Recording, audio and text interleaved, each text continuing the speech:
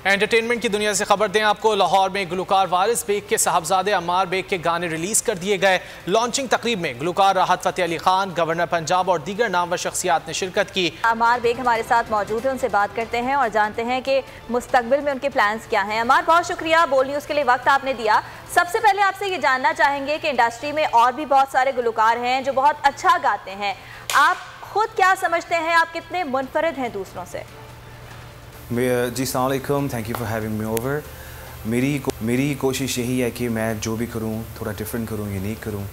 और आजकल का जो म्यूज़िक है जो मुझे लगता है, क्योंकि मेलोडी को शायद आजकल अप्रिशिएट नहीं किया जाता, तो मेरी जो मेन कंसर्न है मेरे म्यूज़िक में, मेरे गानों में, मेरी कोशिश ये है कि सबसे इम्पोर्टेंट उनमें मेलोडी हो। तो अल्हम्दुलिल्लाह मैं अमेरिका से जब सीखा, प्रोडक्शन मैं ख़ुद कर रहा हूँ, राइटिंग भी मैं कर रहा हूँ और हर चीज़ में अपना ख़ुद कर रहा हूँ। मेरी मेन कंसर्न मेलोडी होती है, क्योंकि किसी भी गाने में आई थिंक सबसे इम्पोर्टेंट चीज़ है मेलोडी। तो मेरा सबसे ज़्यादा उस पर फोकस है। प्लस मैं इंग्लिश में भी गा लेता हूँ, मैं स्पेनिश में भी गा लेता हूँ। तो मेरे पास काफ़ी फ्लेवर्स हैं अपने फैंस को, अपने चाहने वालों को देने के लिए। तो आई थिंक ये एक अच्छा अम्मार, आपकी तरह और भी हैं जो गुलकारी का शौक रखते हैं, उन्हें क्या मशवरा देंगे आप?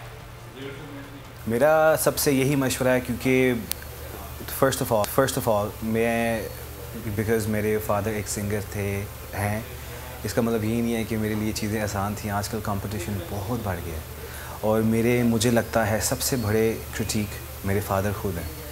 तो उन्होंने मुझे शुरू में ही कहा था कि अगर तुम्हारे अंदर टैलेंट ना होता, अगर तुम अच्छा ना गाते, मैंने तुम्हें बिल्कुल भी सपोर्ट नहीं करना था।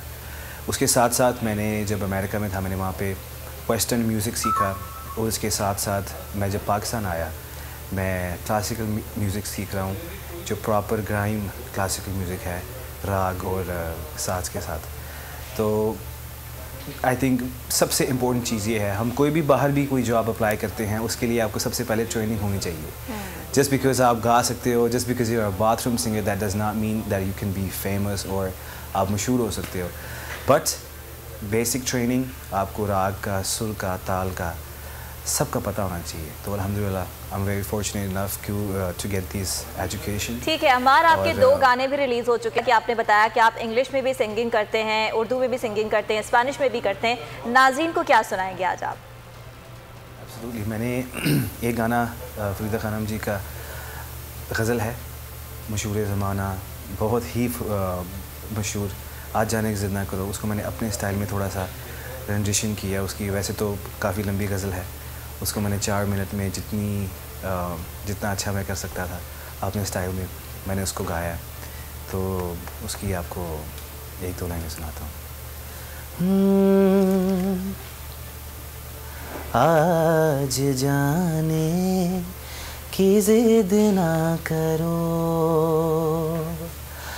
आज जाने की ज़िद ना करो, यूं ही पहलू में बैठे रहो, यूं ही पहलू में बैठे रहो, आज जाने की ज़िद ना करो। ठीक है अम्मार, आप हमारे साथ मौजूद थे। Good luck for your future. बहुत शुक्रिया आपका।